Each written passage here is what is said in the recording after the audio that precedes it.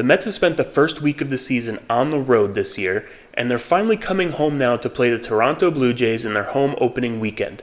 Today, I'm going to break down the series and tell you what I think the Mets can do to be successful. I hope you stick around to Mostly Mets.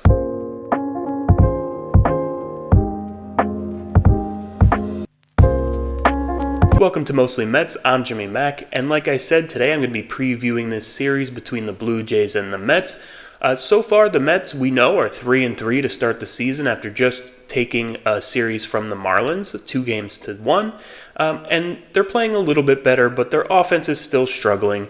They're still having some pressure issues. I think it's getting to guys like Lindor and Soto and Vientos. The only guy in the lineup really hitting is Alonso and maybe a little bit Nimmo. The Blue Jays, on the other hand, they are currently 5-2 after splitting a series with the Orioles in their first series, a 4-game split, 2-2, and then they just swept the Nationals in their previous series. So they're playing well right now. They're hitting well. Their pitching has not been to the same level as the Mets, but they do have good pitching, so we'll see what happens there. But so far this season, they've definitely been more of a hitting team than a pitching team, but they haven't had a ton of power. I think they have 4 home runs all year in the first 7 games, which, hey, listen, it's nothing terrible, but their big hitters haven't really hit for power yet. So if they're winning games without their big hitters hitting for power, they're clearly a dangerous team, and I think it's a team that the Mets are going to have to contend with. Obviously, they're not in the same division, not in the same league, but this is a team that they're going to have to play tough against. It's a much different type of opponent than the Marlins are. So it is going to be a much tougher series than the Marlins, so they need their offense to step up in this one. All right, game number 1, we have McGill versus Kevin Gausman. Now, McGill was really good in his first start. He gave you 5 innings, and I think he struck out 9 batters. So he's 1-0 with a 1.8 ERA. Obviously, small sample size. It's one game, but he looked pretty good in that start. Now, it was against an Astros team that was kind of scuffling at the time and struggling a little bit, but he really, I think, might have turned the corner in his career, I'm hoping at least, where he's giving you at least a middle-of-the-rotation kind of arm. I don't think he's ever going to be an ace, but he definitely has good stuff and can compete, even against a good lineup, and that's what I hope we see here. He's going up against Gausman, who obviously is we all know him, he's been around for a long time. He's a very good pitcher. He's gone through some injury problems, and he hasn't been successful recently because of injuries, but he's a really good pitcher. He's a guy that the Mets were linked to a few years ago. So overall, I think this is a good matchup of a veteran who, you might have a bad game against, but those are the kind of guys that the Mets generally tend to hit. The guys that they've seen a lot, or the guys that have been around a while, they have tape on, they seem to hit those guys well. And I think McGill might be on the upswing. I know I'm probably in the minority there. A lot of people don't like McGill even after his last start. We'll see what happens. I kind of like the Mets' chances in this game. I don't know why. I just feel it, especially in the home opener. We probably get some rain. We'll see how that all works out. But at the end of the day, I think this is a good matchup with the crowd going crazy and opening day, and I think they'll be hyped for it. I think it'll get the bats going, I hope at least. So yeah, I think it's a pretty good matchup for the Mets opening day. In game 2, we have Griffin Canning versus Chris Bassett. Now, we all know Bassett from pitching with the Mets a couple years ago. He's a guy who you can hit. He has his good days and his bad days. When he's bad, he's really bad, and when he's good, he's really good. And most of the time, he's probably somewhere in the middle there, but he wasn't great in his first start. He has a 3 ERA. He's 1-0 with a 3 ERA. But he had a bunch of walks, a bunch of hits. There was guys on base. He was just getting out of trouble. We've seen that with the Mets. We saw times where he would get himself into trouble and get out of it, and then other times where he would get himself into trouble and just give everything up. So he's the kind of guy I could see them hitting well against. He's not a flamethrower. I see them performing well against a guy like Bassett. Griffin Canning is still a wild card to me. He pitched well in his first game, but I don't know that I necessarily trust him yet. He's a guy that maybe has benefited from the pitching lab and Jeremy Hefner and being with a new team and in a new league. Maybe that helped him, but I'm not sold on him yet. I don't think we can expect him to be great. So I don't know how this matchup's going to go. He's facing a really good offense, and I don't necessarily trust that he's going to be great, but we'll see. I'm hoping, but it's kind of wishful thinking at this point. I don't know how great Griffin Canning is going to be. Now in game number 3, we have David Peterson versus Bowden Francis. Now Peterson looked great in his first start, had a little bit of a command issue early on, but overall a really strong start. He had 9 strikeouts. He only gave up 2 runs over 6 innings, so he had a really good game. And I think he might be past the point where we have to worry about him. I think he's just become a pretty good pitcher now. And he's going up against Bowden Francis, who is 1-0 with a 3 ERA, just like Peterson. And he is a guy who was no-hitting the Mets last year. And in the 9th inning, when Lindor hit that home run, he was on pace to throw a no-hitter. And then Lindor hit that home run, Mets got the win, and it turned out to be a huge win for the Mets, one that they needed, and it really helped them make the playoffs and go on a run last year. But he's obviously a good pitcher. He can shut down a lineup. He's a young guy who, you don't always know what you get out of a guy like that, but the Mets saw him last year. A lot of the Mets hitters saw him, so maybe a second time around, seeing him again, they do better against him. Either way, I think we have the favorable pitching matchup here. I think David Peterson, I trust, and I put him at the top of our rotation at this point as a number 2 or 3 starter, and I do trust him now. All right, now I'm going to get into a little bit of who's hot and who's not with both teams. First, I'm going to do the Mets. If you're a Mets fan and you watch every game like I do, you know that Pete Alonso is kind of raging hot right now. He had 2 home runs and 8 RBIs in the last series against the Marlins, and even in the at-bats that he doesn't get a hit, he's putting together great at-bats. He's hitting the ball hard, and he seems like the old Pete Alonso again. Now, I'm not going to get crazy and say he's in for a 50 home run season, but he does look better. His approach looks better, and right now he's carrying the team. He's the only one, other than Nimmo, who's really doing anything offensively. Nimmo has kind of been inconsistent, but he is hot right now. He's got 2 home runs. He hit 2 home runs in the last series as well. And really offensively, that's it. It's been Alonso and Nimmo, and then sprinkle in a base hit here or there, or a double here or there from someone else, but it's really been those 2 guys. So I don't have a ton of confidence in this offense right now, but those 2 guys are the hottest thing in the offense. If you look at another example of who's hot right now, and it's the entire bullpen, other than Danny Young or AJ Minter, everyone else has been scoreless, I believe. I don't think they've given up a run other than those 2 guys. So the bullpen has been really tough. They're not a high strikeout, bullpen necessarily. They don't have the power arms that a lot of great bullpens do, but they're a really good, solid bullpen. There's nobody in there other than Danny Young that I don't trust. I trust everyone when they come into the game that they can perform and do their job. So the bullpen is definitely hot for the Mets right now. In the last series, they only give up 4 runs in 13 innings. So that's great. You can't ask for any more than that out of your bullpen, and let's hope it continues into this series. Now we'll go into a little bit of who's not, right? Mark Vientos has been a no-show this year. He's been absolutely terrible. Now, I'm not giving up on him. I don't think he's done. I don't think he was a one-hit wonder necessarily, but I did have my thoughts on him coming into the season where I didn't necessarily trust that last year was completely real. He was obviously great last year, especially at the end of the season and into the playoffs. He carried us a lot of the time in the playoffs. So Mark Vientos right now getting off to this start is really hurting the team because they counted on him so much just to be a force in the middle of the order, and he hasn't been. Do I think he'll come out of it? Yeah, but do I ever think he's going to be a big-time power hitter? I'm not so sure about that yet. I think he's a good player who can, hit some home runs. And let's hope that he kind of comes out of this funk and proves me wrong and goes out there and becomes a superstar. I just don't necessarily see that. So he's really struggled, not only offensively, but now he's bringing it onto his defense. He made some really bad throws last night. Why was he going home on that ball, and why was he fielding that foul ball that, it looked like it was going to be foul, and he fielded it anyway, and it was just a stupid decision. And he's not that guy. He's not usually a stupid player. So he's clearly bringing his offense onto the field. And that's not good. That means it's in his head. That means he's really struggling mentally and physically. So not so great starting the season for Vientos.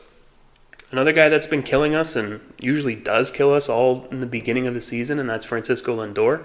Now listen, he's the leader of the team. He's the captain. He's a great player. Finished second in MVP last year. But these slow starts do kind of get the whole team off to a slow start. You rely on that guy to be a superstar.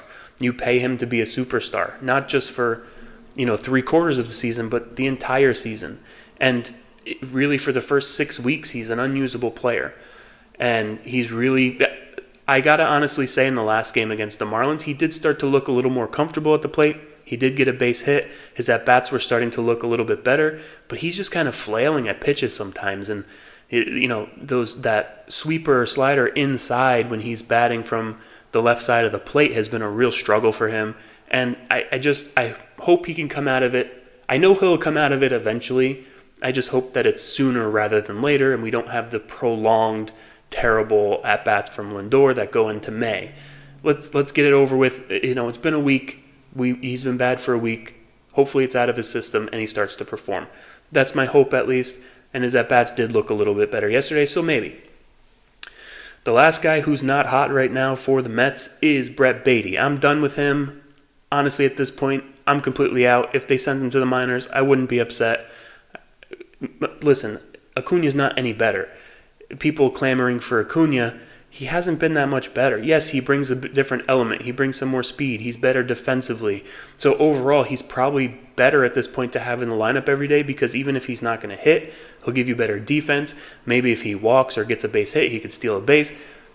At this point, I was all out on Acuna and all in on Baty, and 6 games into the season, I've completely reversed. I don't want to see Baty anymore. He's a ground ball double play to the right side every time he's in the box. So I'm done with Baty at this point. I know I'm overreacting and should give it a little more time, but I've seen this all before. I was a proponent of him before the season. I thought maybe he could break out, and he just hasn't. He needed to get off to a quick start, and he didn't. So I don't think the Mets are giving up on him, but at this point, I'll be surprised if he turns into anything. All right, now we'll move on to who's hot for the Blue Jays, and their offense. A lot of guys have been great. You look at Jimenez, who's a former Met, obviously wasn't part of the deal for Lindor. He was traded this offseason to the Blue Jays from Cleveland, and he's performed really well. He's got 3 home runs, 6 RBIs.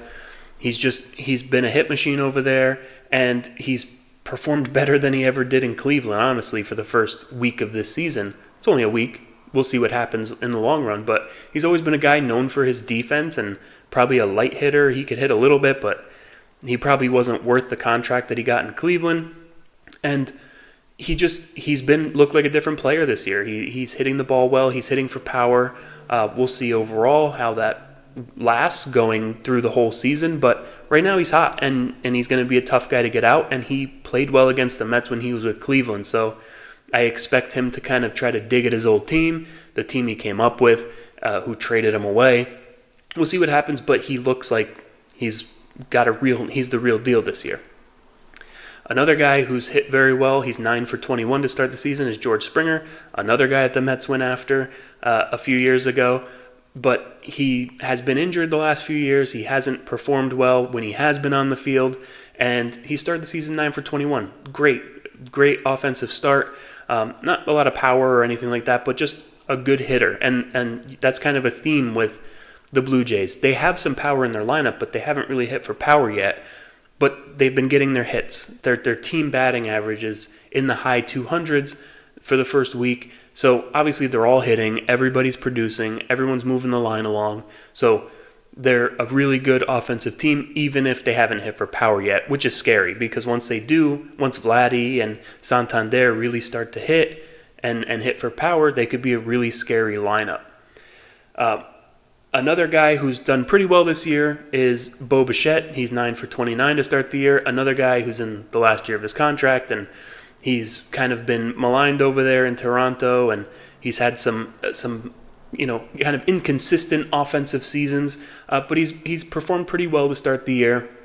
And like I said before, their whole offense is performing well right now. It's not 1 or 2 guys. Everyone's performing. Everyone's hitting. So it's hard to pick just 3 guys, but a lot of their players are really hitting well to start the season. Some I can't really say anyone's not hot. They've all been pretty good. If you look up and down their lineup and you look through their pitching and their bullpen, everyone's been pretty good other than some, lower end bullpen guys, but they've all been pretty good. But what I mentioned before, you look at Vladdy Jr and Anthony Santander, they currently have no home runs. So that scares me a little bit, because to go through 7 games and not having home runs for two guys like that, you assume one's probably going to happen within the next 3 games. But we'll see what happens. I wouldn't say they're not hot, because they're probably performing better than most guys other than Alonso on the Mets, entire lineup. But they haven't hit for the power yet, and that's what they're there for. That's what they're expected to do, and they haven't done it. So you have to say those 2 guys are kind of not hot. And then a third player who's not is a guy that the Mets aren't going to face in this series, and that's Jose Barrios. He's pitched in 2 games. He's got an ERA over 10. He's pitched 10 innings, and he has given up 8 earned runs. So he hasn't performed well for a guy who really is their ace. He's their number 1 guy. He just hasn't performed. Doesn't really matter in this series because he's not pitching. He's not scheduled to pitch. So I just had to put a guy in there. I wanted to do 3, and that was the third one, and the only guy I could really find. So overall, a very solid team. They've all done well early in the season, and the Mets are going to have their work cut out for them. All right, now I'm going to get into the keys to the Mets for this series. First off, the first key is they have to start hitting. It's kind of crazy at this point that Alonso's been the only guy to hit. Lindor's been bad. Soto's getting a pass because he's new, but he's pressing. You could just tell Soto wants to hit that big home run. He wants to be the guy who wins the game. He's trying to justify that contract, and he needs to just slow down and be himself, because he's a great player, and he has to understand he doesn't have to do too much. He has guys in the lineup who can hit. Now, they haven't, but he has guys around him who can hit. So he needs to just be himself, be the player that the Mets signed, not the player that you think you should be for that money. He's not a 50 home run guy and never will be. That's just not his game. He gets a lot of walks. He gets on base. He gets doubles. He will hit home runs. It's not like he has no power, but he's a 30 to 40 home run guy. Maybe 45, in a great year, last year he hit 41. So he needs to just stay within himself, understand this is his role, and do it. And they're just, I saw the smiles and the happiness and everything after the last game in Miami, but before that, everyone looked kind of down and had just a bad look on their face. They didn't seem interested. It wasn't a good look. The body language was really bad with everyone on the offense, including Pete, who was still hitting. Everyone just kind of looked angry and kind of down. And I know it's because they're trying, and I know it's because they're frustrated that they're hitting the ball hard in some situations and not getting hits, and I get it. It's frustrating, but they really just need to settle down, let the expectations go a little bit. Stop thinking about the expectations and what you have to do, and start doing what you can do. And I think coming home and being in front of the home crowd, home opener, hopefully they get cheered. I don't want to hear boos for this team. Yes, they're 3-3, and maybe they haven't played as well as we thought they should, but you shouldn't be booing them opening day. Cheer Lindor. He's been bad, but cheer him. Cheer Soto. Cheer Alonso. Nimmo. Vientos. All of them. Maybe not Beatty. Just boo him, but everyone else, cheer them. They deserve it. That's the first key. The bats have to wake up. There's no excuse at this point. You're a week in. It's not early anymore. Yes, it's still early. It's 6 games in, but it's not early enough to use that as an excuse anymore. You have to start to hit. Other teams are hitting. You need to hit. All right, the second biggest key is something I talked about earlier in this video. They have to keep Vladdy and Santander from tapping into their power. So far this year, this whole team, the Blue Jays, have hit doubles and hit singles, but they haven't hit a lot of home runs. And those 2 guys, Vladdy Jr and Santander, you have to keep them from hitting home runs. It's going to be hard to do because they're due. One of them's due to hit one, but you have to keep them at bay. It's a lot like in the Astros series when you couldn't let Alvarez beat you. You can't let Vladdy and Santander beat you. Make them string hits together. Make them get rallies going. You don't want to just the first inning you're down 4-0 because someone hit a big home run. that's a momentum killer. That's a rally killer. That's just a team killer. That's a game killer. So keeping those guys in the yard is a huge key in this series. It's going to be hard to do, but if you do that, I think you have a good chance of taking at least 2 out of 3. All right, and I think the third key to this series is to have the starters go deeper into games. We've seen the last couple, games with Clay Holmes only getting 4 2/3 and Senga only going 5. You need to get a little bit more length out of these guys.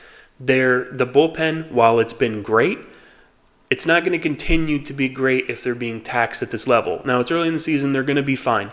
But throughout the season, you're going to start to see them break down if they're pitching all these innings. You have Brazoban, who a couple days ago pitched 2 innings and then had to go back out in the last Marlins game because they were about to blow the game. Danny Young was about to blow up the game, and Brazoban had to come in and save it. Those things are going to eventually come back to bite you.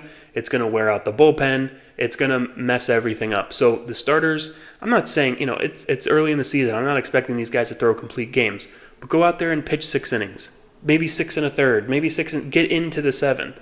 That would be great, especially for a guy like Peterson, who I think could definitely do that.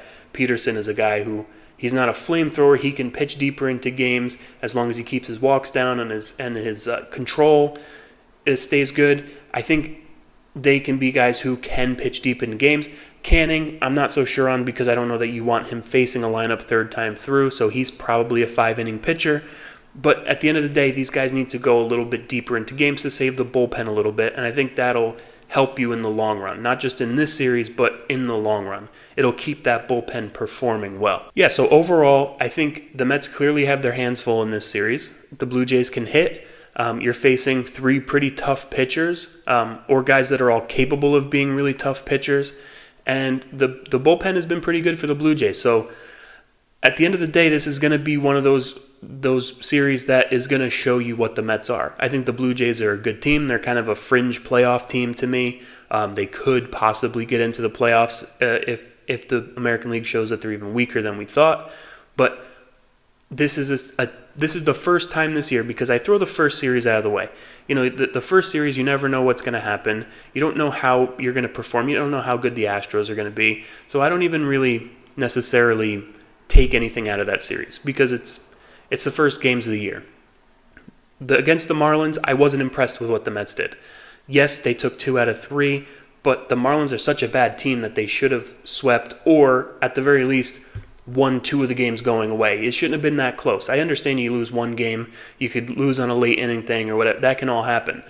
But they didn't show that they were a much better team than the Marlins, and they should have. It should have been clear the talent difference between the Mets and the Marlins. They didn't show me any of that. So now going into the third series, especially coming home, you should be pumped. You should be ready to go for your home opener and your home opening series. I need to see them at least be very competitive with the Blue Jays. Because at the end of the day, this is a team that they're comparable to. I think the Blue Jays probably have better pitching, but the Mets offense should be better than the Blue Jays. So these are pretty comparable teams. I think the Mets are probably better on paper, but this is another playoff type team. So they have to show that they're able to beat teams like this going forward. I think they will. I have confidence that the bats are going to wake up, especially coming home. I think it's going to be a big thing for them. I don't know how the weather's going to be this weekend. I know it's supposed to rain. I'm actually supposed to go to the game on Sunday. But with the rain, who knows if they're even going to be playing. We'll see what happens. We might see a rain out or 2 in this series. But overall, I think the Mets have a good shot if they get these games in. And that's really all I got. If you're still here, you like this kind of content, please subscribe. Give me a like. Comment what you think is going to happen in this series. What do you think the keys are going to be? And will the bats finally wake up? That's what we're all waiting for. We want that big game. We want that explosion. And we thought we had it in the first game in Miami. It didn't. It kind of turned out to be fool's gold. It was 7 runs in 1 inning, and maybe they got a little lucky. Who knows? But they need to break out. I think that they will. I hope that they will. And that's it. So until next time, let's go Mets.